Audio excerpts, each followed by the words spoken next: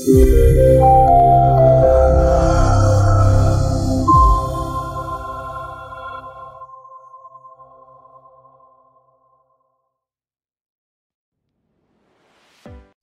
semuanya, di video kali ini kita akan membahas tentang materi enkripsi. WhatsApp, aplikasi komunikasi yang kita pakai sehari-hari.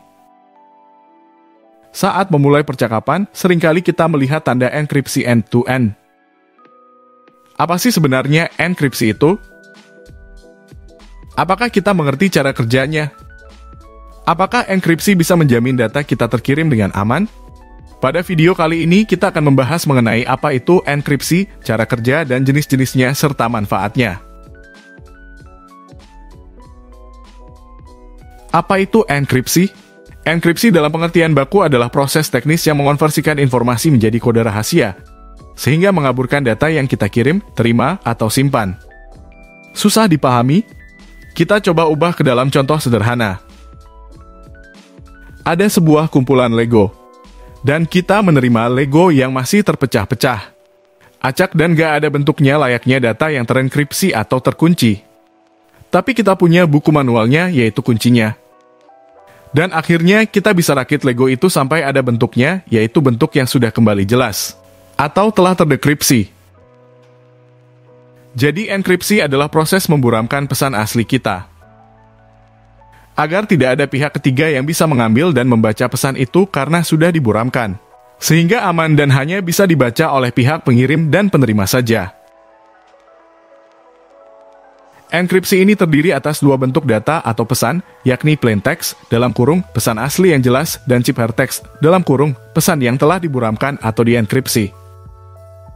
Enkripsi juga memiliki dua proses dasar di dalamnya, yakni enkripsi, dalam kurung, pemburaman plain text, dan dekripsi, dalam kurung, mengubah ciphertext menjadi format awalnya.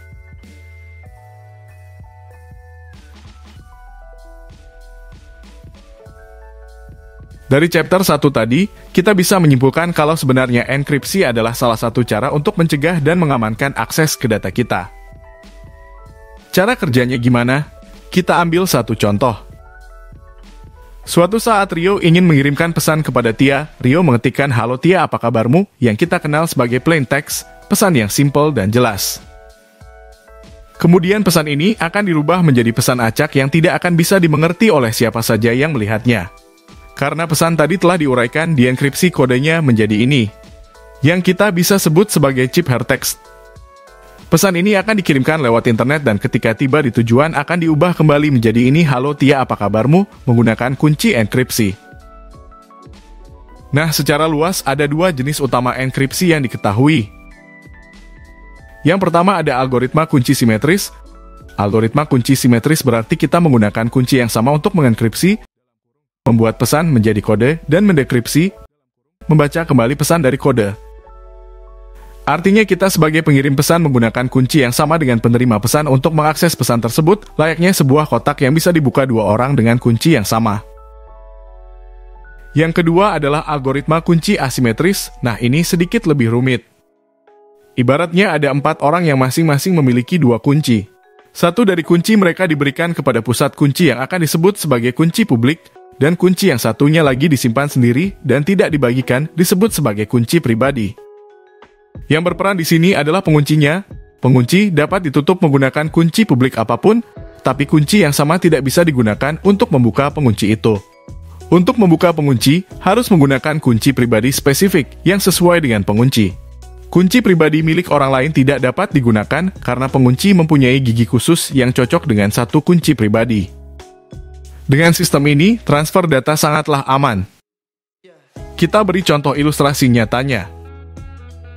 Nina meminta kunci publiknya Kiko, kemudian memasukkan pesan ke dalam box dan dikunci menggunakan penguncinya. Kemudian pesan dikirimkan ke Kiko, dan Kiko membukanya dengan kunci khusus yang dia miliki. Dengan ini pesan dapat terkirimkan dengan aman.